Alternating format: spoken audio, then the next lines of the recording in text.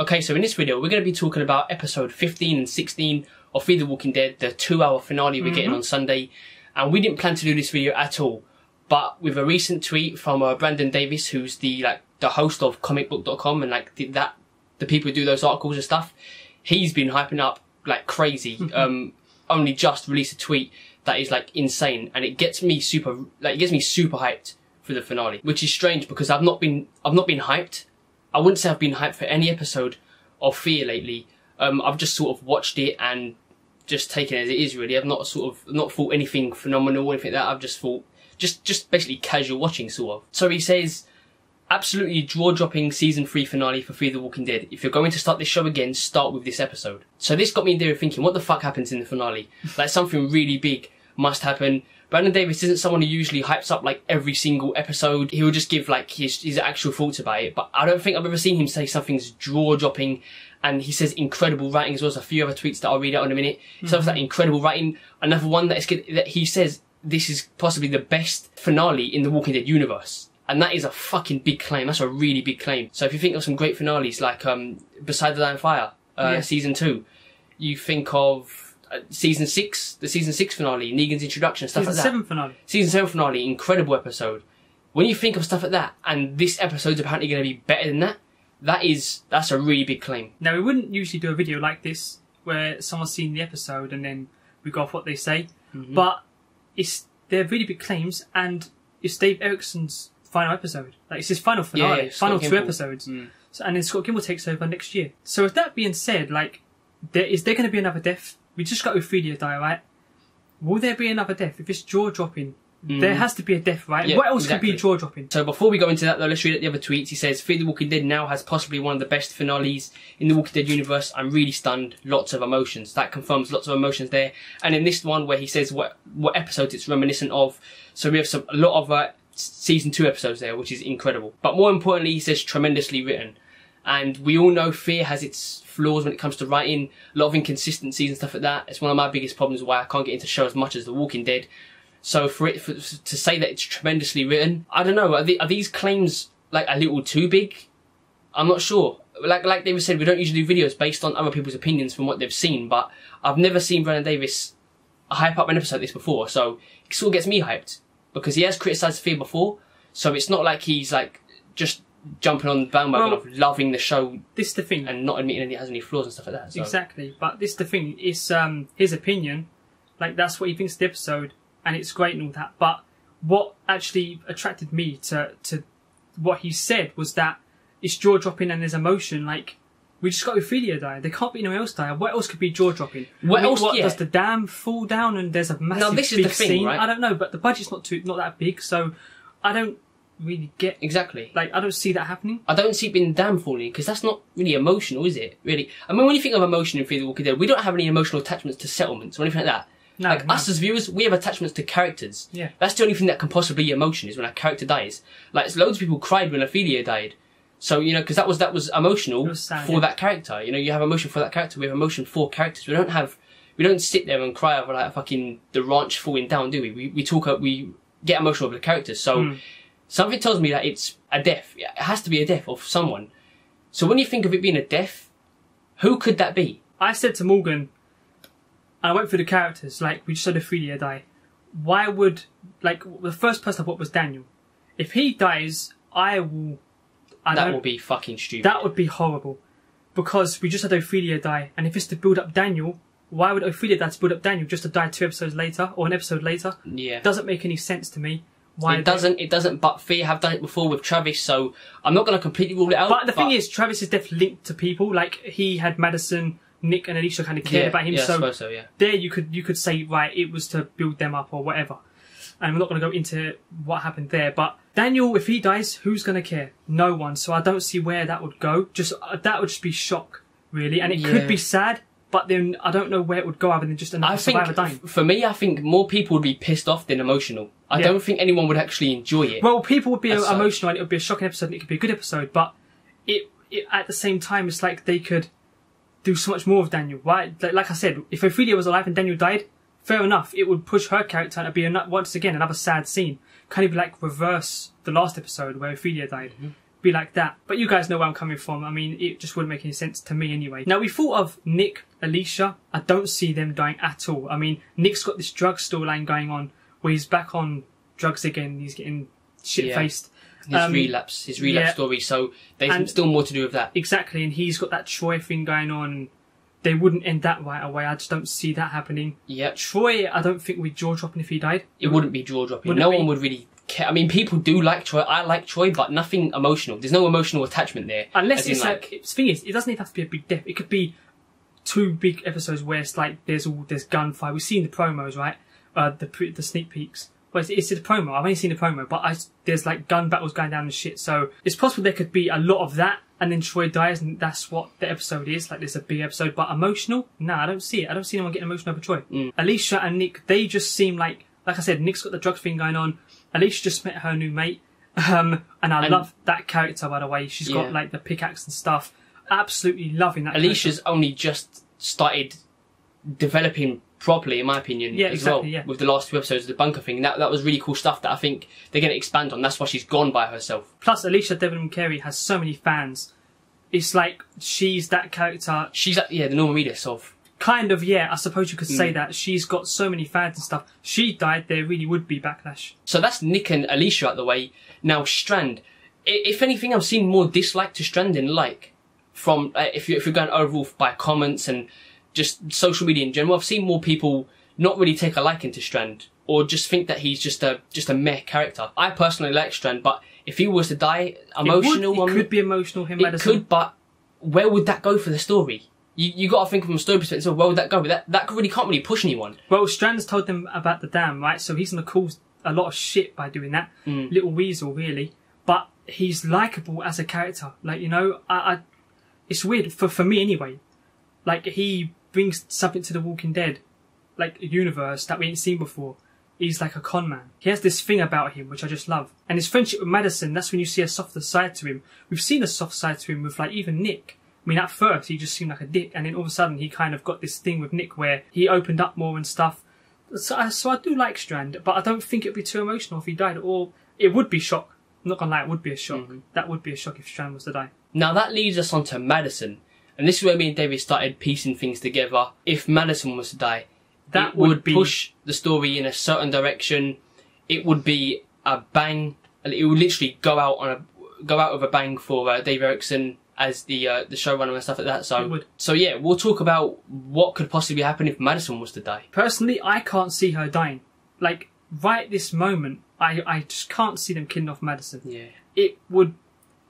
It's very unpredictable. Yeah, it would be so strange. If they did that, it would be like the Travis thing, where he had potential. But I mean, if Madison dies, I'm thinking of where the storylines could go here.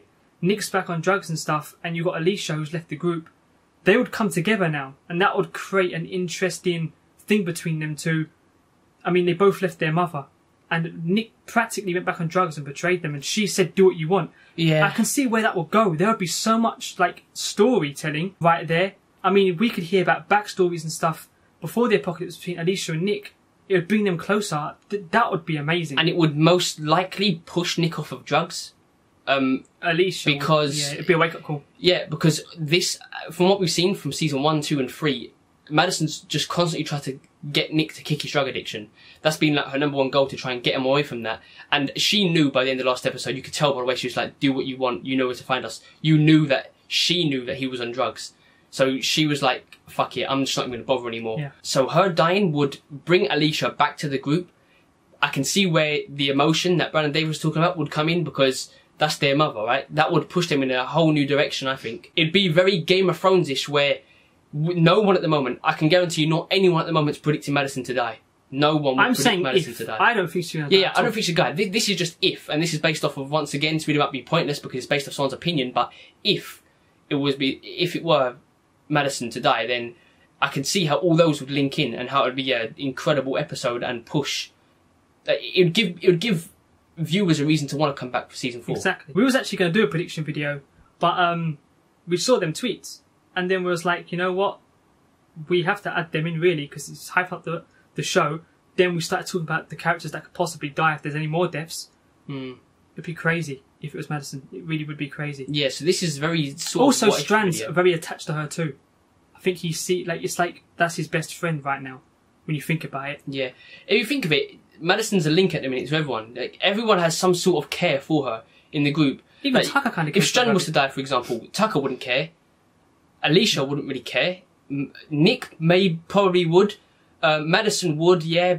Daniel wouldn't care. As far as we know, he hates Strand. So you know what I mean. The emotion there's no chain effect to other characters, but Madison has a chain effect for every single character.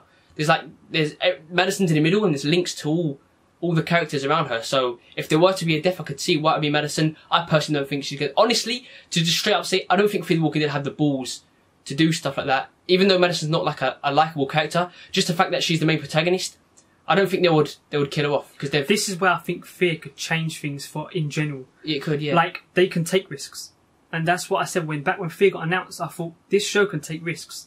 They've done it with Travis, but the thing with Travis is he had potential, and that's why I didn't really like him dying.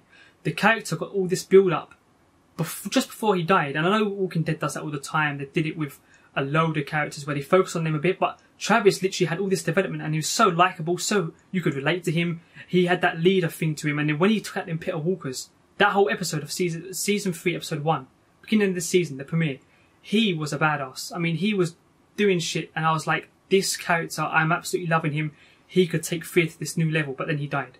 He had potential, but I feel like Madison, if she was to die, I don't feel like there would be any more story for her anyway. Like, there could be, but I mean, do you know what I mean?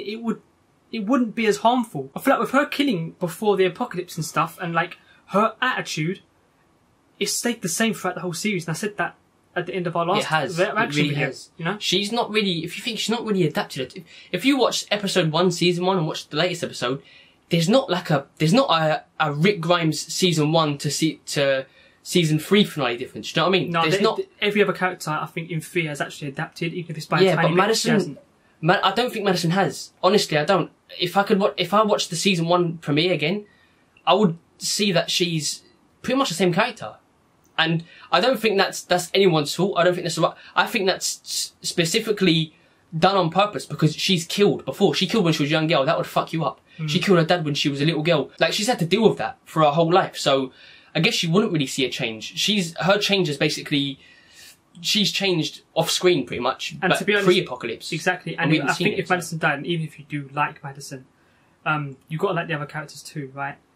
I think you would have to see season 4. You would think, what the hell's going to go on next season? Yeah. The show's lost its lead now. Where the hell are these characters going to go? Who's going to step up? Who's going to be the lead? Nick and Alicia have lost their mum. Troy actually sees Madison as a mother figure type thing, you know? Even though they got that weird fucking humping thing going on a couple of episodes ago. But you know what I mean? Like, even he's kind of attached to Madison. I can see that if she died, everyone would be affected. Everyone would be affected. And if anyone else died, I don't see how they'd be affected. And like I said, Nick and Alicia dying, Nick or Alicia dying wouldn't do much for the story at all. Literally at all. I try and think from a story point of view, but this is where debating comes in. Because our reaction video, Morgan went off on the drug scene and stuff.